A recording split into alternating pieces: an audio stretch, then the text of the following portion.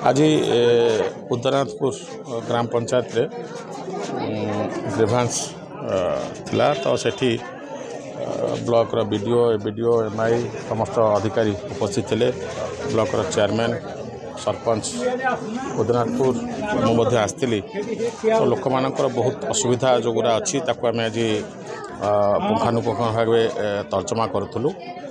तो ration card समस्या बहुत पंचायत अच्छी जोटा बर्तमान नुआ सरकार आसला बंद कर रखी।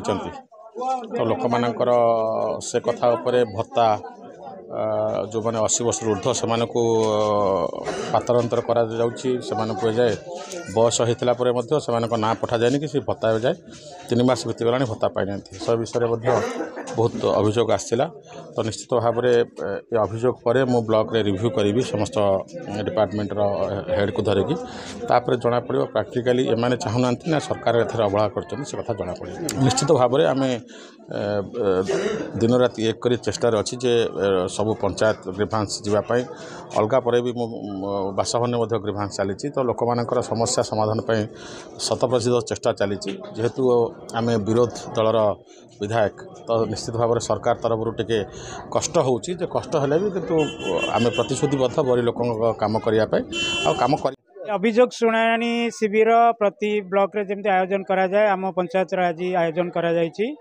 मान्यवर विधायक विश्वरंजन मल्लिक महोदय आसीथिले विभिन्न वर्गर लोक मैंने आसिक से आपत्ति अभियोग शुणुंट ताकू सहजर सहित आमर विधायक महोदय शुणिले एवं यथाशीघ्र से समस्या गुड़ाक समाधान करने पदक्षेप ने बोली कहले।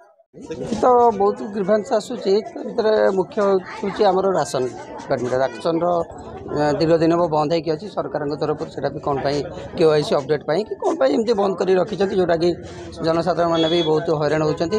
तार ग्रीभांस 90% रेस्ट ग्रीभांस 10% जहाँ ग्रीभांस शुणा जाऊँगी तार कार्यकारी केते दूर होउची आज भी विधायक आगुरी भी आलोचना करते प्रति मसरे आम विधायक कहते आम ब्लॉक अधिकारी समस्त को डाकिकी गोटे गोटे रिव्यू नापी रिव्यूटा ने केते दूर सक्सेस होउची कार्यकारी केते दूर होउची जना पड़िबो।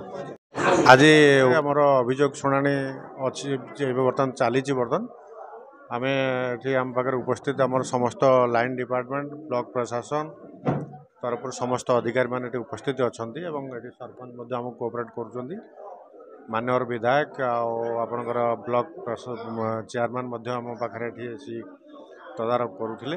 बेसिकाली लोकंकर रोची से रेशन नुआ रेशन कार्ड करने जोटा कि बर्तमान संभव नुहे आपणकर साइटा जेहेतु बंद अच्छी तेणु जितेबाला साइट खोल आम ठीक भाव में परिचालना कर जोगेदेबू रेशन कार्ड भत्तार किसी लोकंकर आवश्यकता रही से आम तुरंत जोगे देवाई व्यवस्था करूँ।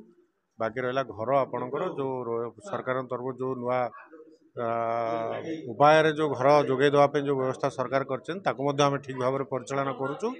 निश्चित भाव में आम सक्सेस करूँ एथर किसी असुविधा।